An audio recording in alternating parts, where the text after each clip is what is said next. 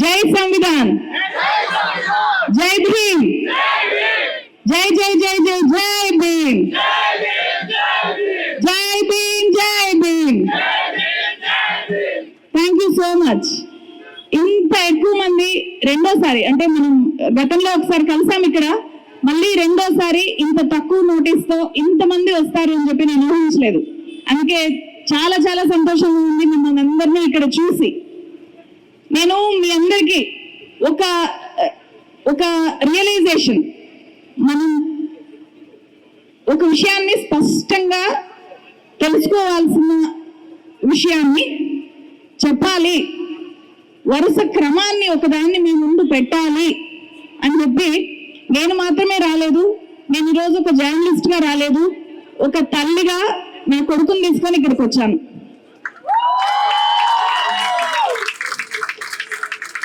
ఎందుకంటే నాది కూడా కాదు ఈ భవిష్యత్తు, ఇక్కడ ఉండే నా పిల్లల లాంటి మీది, నా కొడుకుది, ఈ దేశ భవిష్యత్తు మీ చేతుల్లోనే ఉంది. కాబట్టి మీ గురించి ప్రతి ఒక్కరూ నిలబడాలి. మీ గురించి నిలబడితే అది మాత్రమే దేశభక్తి, అది తప్ప ఇంకేది దేశభక్తి కాదు. ఈరోజు ఇక్కడికి ఇలాంటి సభ, ఇలాంటి సమావేశాలు గతంలో బిఫోర్ 2014 ఏదైనా జరిగితే ఎవరు చెప్పకపోయినా సరే వాళ్ళంతటా వాళ్ళే అన్ని రాజకీయ పార్టీలు కూడా వచ్చేవి. వాళ్ళ నైతిక బాధ్యత, ఒక ప్రొటెస్ట్ కు ముఖ్యంగా ప్రతిపక్షంలో ఉండేవాళ్ళు వాళ్ళంతటా వాళ్ళే వచ్చేవాళ్ళు. ఈ రోజు పరిస్థితి ఎలా ఉంది అంటే, ఆర్గనైజర్స్ మా వెనుక ఏ ప్రతిపక్ష పార్టీ లేదు అని చెప్పి భయపడి నిరూపించుకోవాల్సి వస్తుంది. వద్దు, ఎవరు రావద్దండి, లేకపోతే వాళ్ళు కూడా మేము వస్తే ఈ మూమెంట్ కి ఎక్కడ ఇబ్బంది కలుగుతుంది అని చెప్పి వాళ్ళు ఆలోచిస్తున్నారు. అండ్ వాళ్ళు ప్రత్యామ్నాయ మూమెంట్లు నిర్మించట్లేదు, నిర్వహించట్లేదు. ఎవరైతే నిర్వాహకులుగా ఉంటున్నారో, స్టూడెంట్స్ కావచ్చు, ఇతర ప్రజా సంఘాల వాళ్ళు కావచ్చు, మాకు ఏ పార్టీతో సంబంధం లేదు అని పదే పదే ప్రకటించుకోవాల్సిన పరిస్థితుల్లోకి ఆందోళనకారుల్ని, కాక్రోచెస్ ని నెట్టేశారు. ఇది ప్రజాస్వామ్యం పతనం అవుతూ వస్తోంది అని చెప్పడానికి మన కళ్ళ ముందు కనిపించే ఒక సిగ్నల్. కానీ ఇది మాత్రమేనా? ఈరోజు మోదీ గవర్నమెంట్ ప్రజాస్వామ్యం చివరి దశలో ఉన్నప్పుడు ఆ ఫలాల్ని అందుకొని ఈరోజు గవర్నమెంట్ ఏర్పడింది.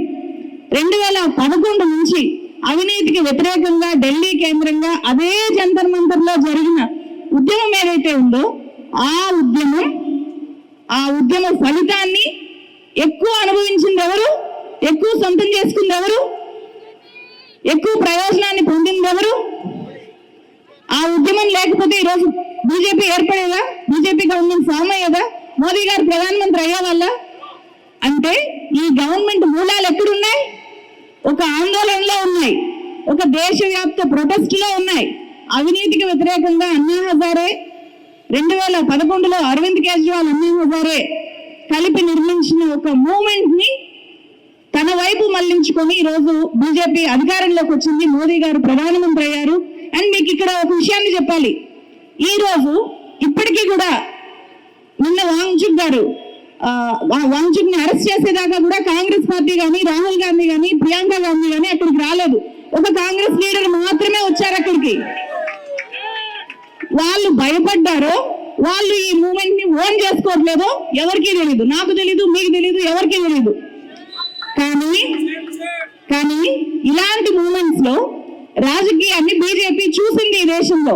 2011లో అన్నా హజారే ఉద్యమాన్ని మొదలుపెట్టినప్పుడు ఫస్ట్ పార్టీ ఏదో తెలుసా? ఆ మూమెంట్ కి సపోర్ట్ చేసిన party officially, not unofficially, Nitin Gadkari ఒక లెటర్ రిలీజ్ చేసి అన్నా హజారే ఉద్యమానికి మేము సపోర్ట్ గా ఉంటాము అని చెప్పి అనౌన్స్ చేశారు. అప్పటికే మతతత్వ పార్టీగా ఉంది కాబట్టి అన్నా హజారే ఆ సపోర్ట్ నాకు వద్దు అని చెప్పి రిజెక్ట్ చేస్తే, అన్నా హజారే తీసుకున్నా తీసుకోకపోయినా ఈ దేశం కోసం ఇలాంటి ప్రజాస్వామ్య ఉద్యమాలకు మేము మద్దతు ప్రకటిస్తాము అని చెప్పి ఒక లెటర్ రిలీజ్ చేసింది బీజేపీ.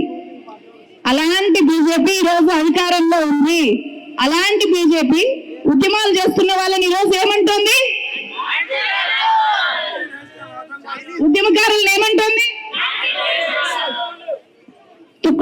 తుక్డే గ్యాంగ్ అంటుంది, దేశద్రోహులు అంటుంది, వాంగ్చుక్ అయితే చైనా ఏజెంట్ అనేస్తుంది.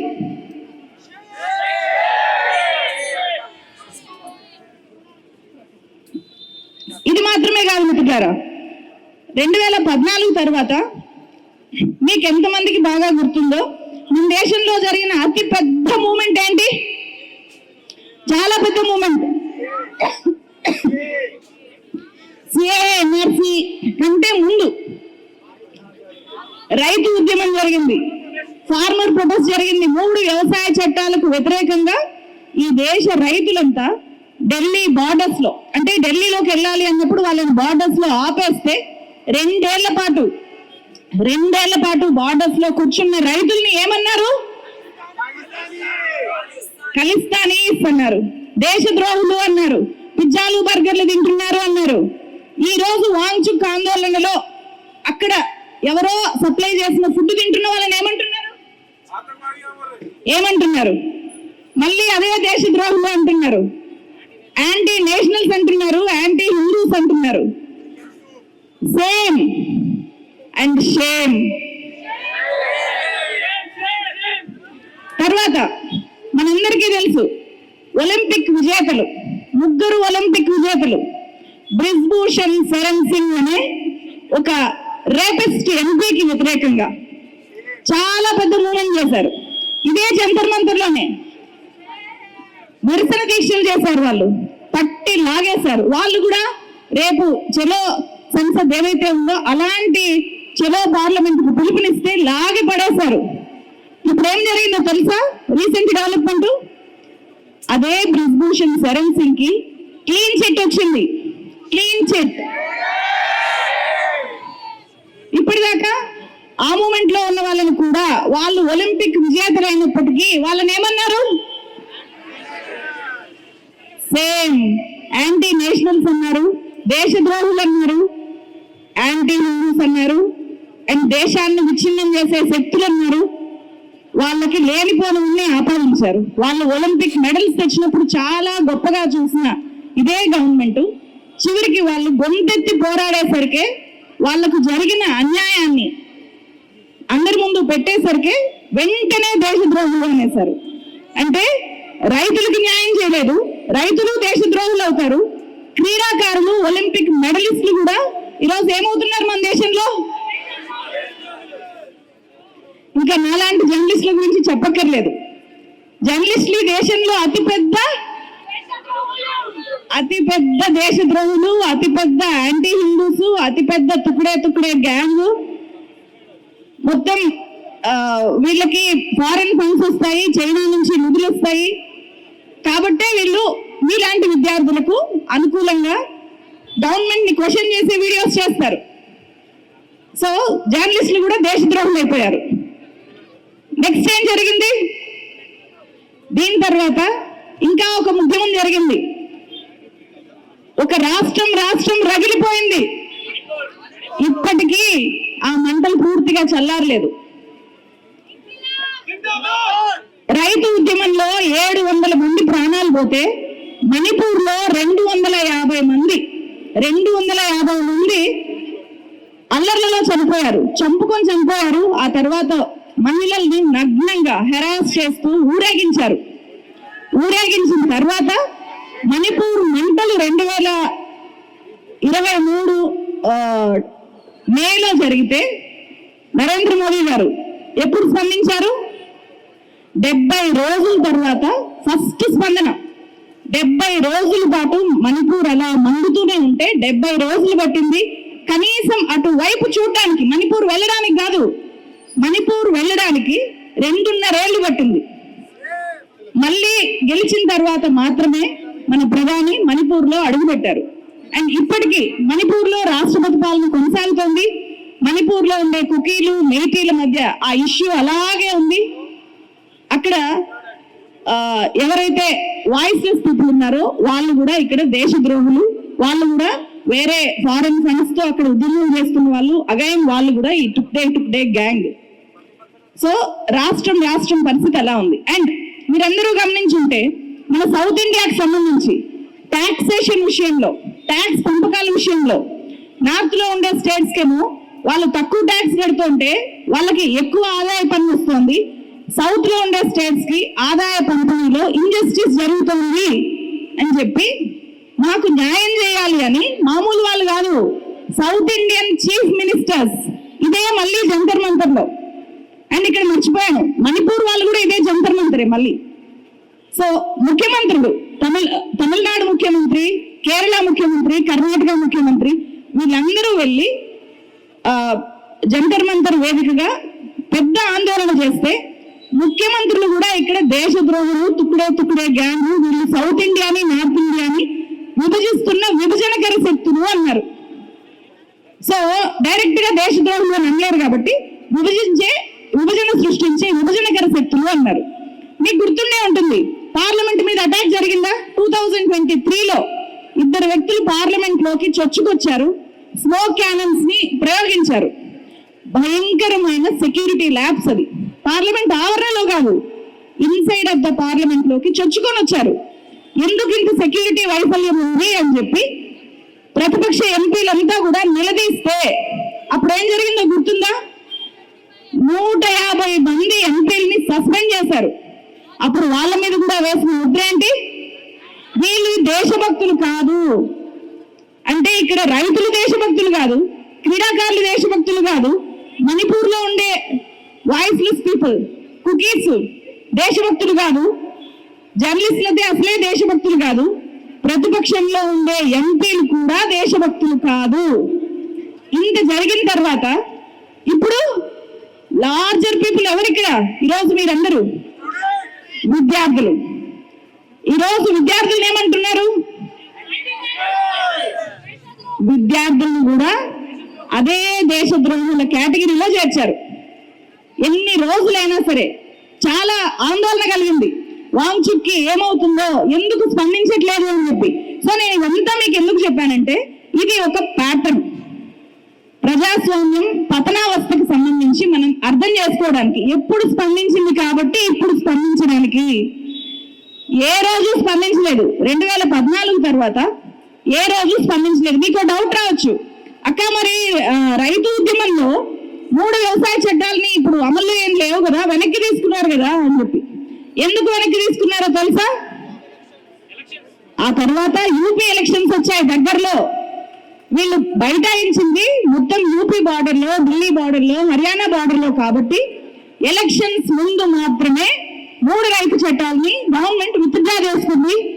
ప్రధాని నరేంద్ర మోదీ మీడియా ముందుకు వచ్చి చేతులు జోడించి దేశ రైతులకి క్షమాపణలు చెప్పారు. అంటే రాజకీయ ప్రయోజనాలు ఉన్నప్పుడు మీరందరూ బీజేపీకి మాత్రమే ఓట్లేస్తారు అనే నమ్మకం కలిగించినప్పుడు, చాలా పెద్ద సంఖ్యలో మిమ్మల్ని మీరు నిరూపించుకున్నప్పుడు మీ సమస్యను గవర్నమెంట్ పరిష్కరించేలాగా ఆలోచిస్తుంది. అండ్ ఇమీడియట్ గా ఎలక్షన్స్ ఉంటాయి. ఎలక్షన్స్ లేకపోతే ఎన్ని రోజులు ఆందోళన చేసినా మీ ఆందోళనలో ఎంత న్యాయం ఉన్నా, సోనం వాంగ్చుక్ లాంటి ఒక మేధావి గొప్ప ఇంజనీరు ప్రాణాలు పోతున్నా కూడా స్పందించే వాళ్ళు ఎవరైనా ఉన్నారా? ఎవరూ లేరు. సోనం వాంగ్చుక్ ఫాదరు 1984లో సోనం వ్యాంగ్యాల్ గారు ఆందోళనకు దిగినప్పుడు ప్రధాని ఇందిరాగాంధీ డైరెక్ట్ గా ఆయన దగ్గరికి వెళ్ళి జ్యూస్ తాగించి ఆయన ఆందోళన విరమింప చేస్తే లద్దాఖ్ కి స్పెషల్ స్టేటస్ వచ్చింది, ఎస్టీ హోదా వచ్చింది, లద్దాఖ్ ఎస్టీ హోదా వచ్చింది దానివల్ల. సో ఈరోజు ప్రధాని డైరెక్ట్ గా రావాల్సిన పని లేదు. ప్రధాని ఆఫీస్ లో ఉండే ఒక చిన్న స్థాయి ఉద్యోగి కూడా సోనం వాంగ్చుక్ డైరెక్ట్ గా వచ్చి ఢిల్లీలో కూర్చొని, అప్పుడు లేహ్ లో ఆందోళన చేస్తే ఢిల్లీ నుంచి ఇందిరాగాంధీ లేహ్కి వెళ్ళారు. ఇప్పుడు ప్రధాని ఇంటి పక్కన జంతర్ మంతర్ అక్కడ ఆందోళన చేస్తున్నా కూడా ప్రధాని ఆఫీస్ లో ఉండే ఒక చిన్న ఆఫీస్ బాయ్ కూడా అటువైపు చూసేంత ధైర్యం చేయట్లేదు. ధైర్యం కాదు ఇక్కడ, అంత నెగ్లిజెన్స్. సో ఇదంతా కూడా మనకేం చెప్తుంది? మన దేశంలో ప్రస్తుతం ఉన్నది నిజమైన ప్రజాస్వామ్యం అంటే నమ్ముదామా? ఏంటి ప్రజాస్వామ్యం అంటే? ప్రజలు కోరుకున్న విధంగా పాలన చేయడము, పాలకులు బిహేవ్ చేయడము, ప్రజల్ని రిప్రజెంట్ చేయడం ప్రజాస్వామ్యం. ఇప్పుడు ప్రజల్ని రిప్రజెంట్ చేస్తున్నారా? వాళ్ళని ప్రజలు రిప్రజెంట్ చేయాలనుకుంటున్నారా? ఈరోజు ఎజెండా ఎవరు ఫిక్స్ చేస్తున్నారు? గవర్నమెంట్ ఫిక్స్ చేస్తుంది. గవర్నమెంట్ ని క్వశ్చన్ చేస్తే మనం ప్రజాస్వామ్యంలో ఏమీ ఉండదు. సో గవర్నమెంట్ ఎవరైతే క్వశ్చన్ చేస్తారో వాళ్ళ మీద ముద్ర వేయడం ద్వారా మాత్రమే వీళ్ళు ఈరోజు ప్రజాస్వామ్యాన్ని లోపలికి పాతి పెట్టేస్తున్నారు. సో దీన్ని బట్టి మన దేశంలో ప్రజాస్వామ్యం ఏమాత్రం లేని ఒక తీరుని మనం ఈరోజు గమనిస్తున్నాము. అండ్ ఇది ఎక్కడ డేంజరో తెలుసా? మీకు గుర్తుంటుంది, ఇదే హైదరాబాద్ లో ఇక్కడ ఇందిరా పార్క్ దగ్గర ఈ వేదిక చాలా ఉద్యమాలకి ఇది నిలయం. ఇక్కడ గతంలో ఇక్కడ ఆర్టీసీ కార్మికులు ఆందోళన చేసినా లేకపోతే జూనియర్ డాక్టర్స్ ఆందోళన చేసినా స్టేట్ గవర్నమెంట్స్ వెంటనే స్పందించేవి. ఈరోజు మిగతా అన్ని రాష్ట్రాల ప్రభుత్వాలకు కేంద్ర ప్రభుత్వం ఏం నేర్పిస్తోంది? ఆందోళనకారులు, దేశద్రోహులు వాళ్ళు ఎంత చేసినా ఏమి చేసినా మనం పట్టించుకోవాల్సిన పని లేదు. ఎందుకంటే కేంద్రం మోడల్ కదా. కేంద్రం ఒక ఇష్యూ మీద వెంటనే స్పందిస్తే రాష్ట్ర ప్రభుత్వాలు కూడా మనం కూడా స్పందిద్దాము అనుకుంటాయి. అందుకే ఈరోజు తెలంగాణలో నిరుద్యోగులు రోడ్ల మీదే ఉంటున్నారు. ప్రభుత్వాలు మారినా తెలంగాణలో ఆంధ్రప్రదేశ్ లో నిరుద్యోగుల జీవితాలు మారుతున్నాయా? ఇక్కడ ఉన్న వాళ్ళలో ఎంతమంది ఉన్నారు ఇక్కడ అన్ఎంప్లాయీస్ తెలంగాణ నిరుద్యోగులు? సో వాళ్ళలో ఎంత నైరాశ్యం ఉందంటే ఇట్లాంటి ప్రొటెస్ట్ల మీద కూడా నమ్మకం లేదు వాళ్ళకు. మా సమస్యలను ఎవరు పట్టించుకోవట్లేదు, కాక్రోచ్ జనతా పార్టీ మూవ్మెంట్స్ లో మాత్రమే ఎందుకు పాల్గొనాలి అనే స్థాయిలో పాపం విసిగి వేసారిపోయారు. మనం ఈ వేదిక మీద నుంచి వాళ్ళతో పాటు మనం ఉన్నాము అని చెప్పి చెప్దామా వద్దా? ఎస్. సో ఇలాంటి ధోరణి ఎలా మారుతుంది? ఇది చాలా పెద్ద క్వశ్చన్ మార్క్. దీనికి ఏం చేయాలి? మనం అందరం కూడా మనకు సొంత ఇక్కడ ఉండే వాళ్ళకి ఎవరికి సొంత మీడియాస్ లేకపోవచ్చు, కానీ సొంత సోషల్ మీడియా హ్యాండిల్స్ అయితే ఉన్నాయి కదా. ఖచ్చితంగా మన తల్లిదండ్రులకి అట్లీస్ట్ ఒక జనరేషన్ ని మతం మత్తులోకి తీసేసుకున్నారు వాళ్ళు. ఆ మత్తు బయటికి వచ్చేలాగా, ఆ మత్తు నుంచి బయటకు వచ్చేలాగా అట్లీస్ట్ చేయగలిగినప్పుడు ఈ దేశంలో ప్రజాస్వామ్యాన్ని బతికించుకునే ఒక చిన్న హోప్ మనకు కనిపిస్తుంది. ఎందుకంటే ఒక ఇంట్లో స్వయంగా ఒక నీట్ విద్యార్థి బాధితులుగా ఉన్నా కూడా ఆ ఇంట్లో ఉండే పెద్దవాళ్ళు మా మతానికి సంబంధించిన గవర్నమెంట్ పాలనలో ఉంది కాబట్టి నేను రోడ్డు మీదకి రాను, నాకు ఇదే గవర్నమెంట్ కావాలి అన్నప్పుడు మార్పు వస్తుందా? ఏది ముఖ్యం? ఏ మతం వల్ల అయినా ఒక్క ఉద్యోగం వస్తుందా? మతమే ముఖ్యమైతే నీట్ పేపర్ లీకేజీలు చేసిన వాళ్ళు ఎవరు? ఏదో ఒక మతంలో ఉన్న వాళ్ళే కదా, కొన్ని మెజారిటీ మతానికి చెందిన వాళ్ళే కదా, మనకు తెలుసు కదా పేర్లు కూడా. సో నిజంగానే మతం ముఖ్యమైనప్పుడు, మతం అన్నీ చేయగలిగినప్పుడు ఒక్క నీట్ పేపర్ లీకేజీలు ఎందుకు ఆపలేకపోయింది? ఏ పేపర్ లీకేజీలు ఎందుకు ఆపలేకపోయింది? దాదాపు 90-78 దాకా జరిగాయి. అది సాధ్యమవుతుందా? అది ఒక మత్తు ముందు. ఆ మత్తులోకి గవర్నమెంట్ ముంచేసి మనం నోరెత్తకుండా చేస్తోంది. ఈ విషయాన్ని ఈరోజు ఇక్కడ ఉన్న పిల్లలు పెద్దవాళ్ళుగా ఆలోచించాలి. పెద్దవాళ్ళుగా ఆలోచించి పెద్దవాళ్ళకి చెప్పి, వాళ్ళు చెప్తారు కదా వాట్సాప్ యూనివర్సిటీ బాగా బ్రెయిన్ వాష్ చేస్తుంది పెద్దవాళ్ళని. నిన్న అభిజిత్ దిక్కే మీద ఒక ఉమెన్ దాడి చేసింది. దాని మీద వచ్చిన నెరేటివ్స్ మీకు తెలిసే ఉంటాయి ఇప్పటికీ. ఆమె కొడుకు స్వయంగా నీట్ బాధితుడైతే అభిజిత్ దిక్కే 5 స్టార్ హోటల్లో గడుపుతూ ఉంటే ఈమె సోనం వాంగ్చుక్కి మద్దతుగా అభిజిత్ దిక్కే మీద దాడి చేసిందంట. ఇది వాట్సాప్ యూనివర్సిటీ నెరేటివ్.